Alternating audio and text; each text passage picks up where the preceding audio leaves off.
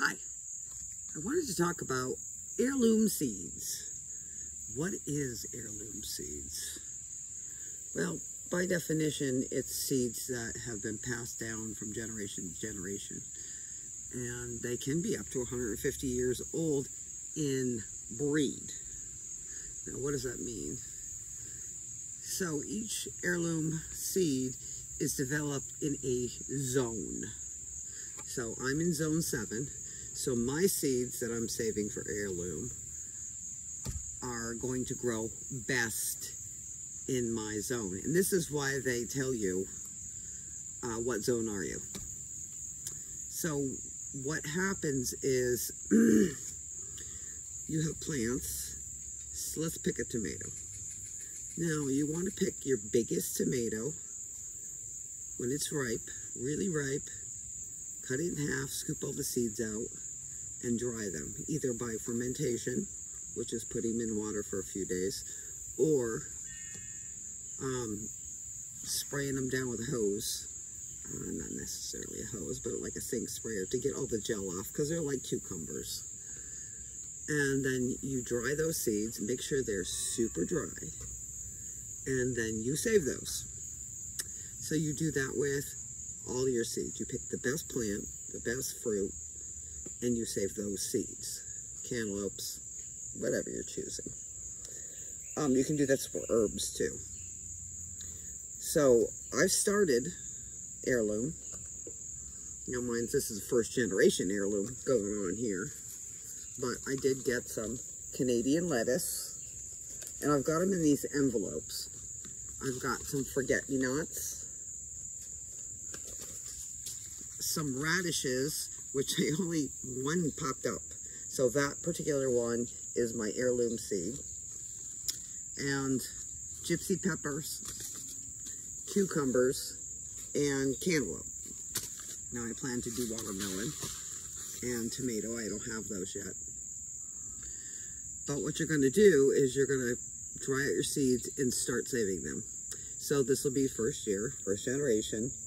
And on your envelope, you're going to want to say where you put them in your garden, where they did the best.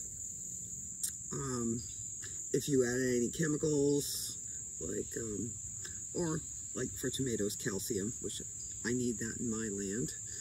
And what area, like which sun position worked the best. And keep notes of where things grew the best. So then you're going to plant these seeds, and then the next year, you're going to do the same thing again. And what's going on here now is your seeds are getting acclimated to your area. So these are the best seeds for your area because you grew them, and you know they produce, right? So it's going to be hit or miss on some things, but once a plant gets acclimated and produces fruit, then you're going to be able to start saving for your heirloom bank. Now, I would suggest not putting them in jars because what I found is that I did have green beans and they were shaky, sounded really dry, and they got moldy. So, no! And I don't think that you should put any oxidizers in there. I think that's a bad idea. And because that takes the moisture out, but then it keeps it in that gel thing, so silicone packs or whatever. So, but you can keep them in many places once you know for sure they're dry, but until they're dry, keep them in paper.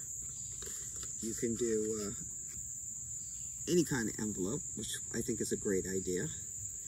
And so this is how you're going to start your heirloom. And you can collect seeds from other people. So I happen to have this huge cantaloupe, bigger than mine, cantaloupe from a farmer. And I save those seeds because he's been growing for a while and he does save his seeds. So I know that this is a good product and it's going to go in my heirloom packaging. So eventually you'll have a huge bank.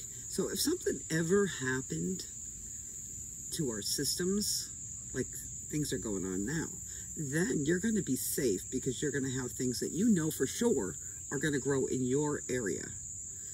So keep trying different products, different plants, different herbs, and get as many seeds as you can because this is important for your future. Have a great day.